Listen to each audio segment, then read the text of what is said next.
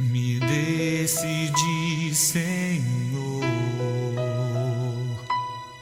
Hoje quero rasgar meu viver e te mostrar meu coração, tudo que tenho e sou.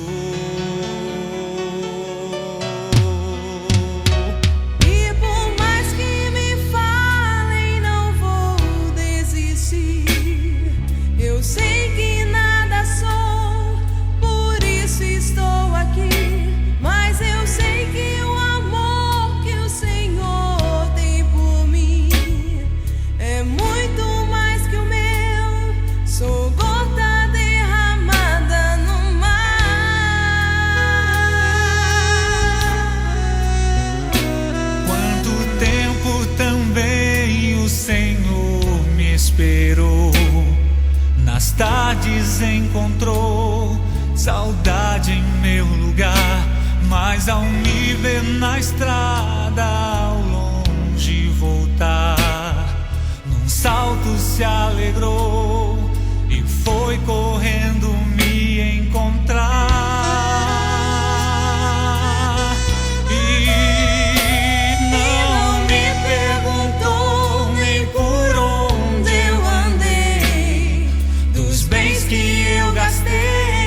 Mas nada me restou, mas olhando em meus olhos somente me amou.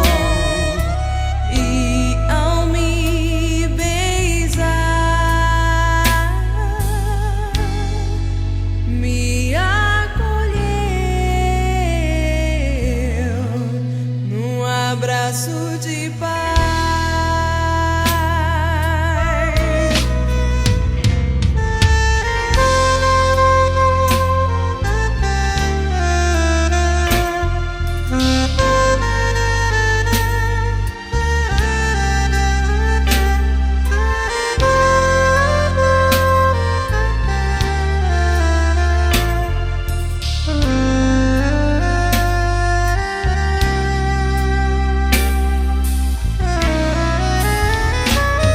Por mais que me falem, não vou desistir. Eu sei que nada sou, por isso estou aqui. Mas eu sei que o amor que o Senhor tem por mim é muito mais que o meu. Sou gota derramada no mar.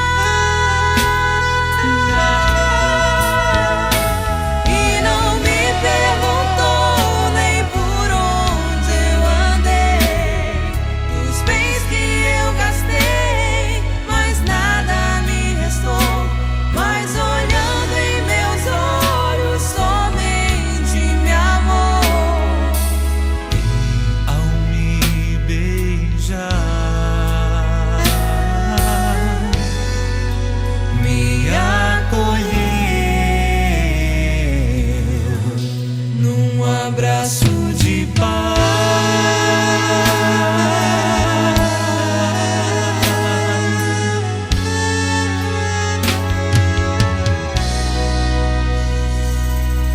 Quanto eu esperei, ansiei.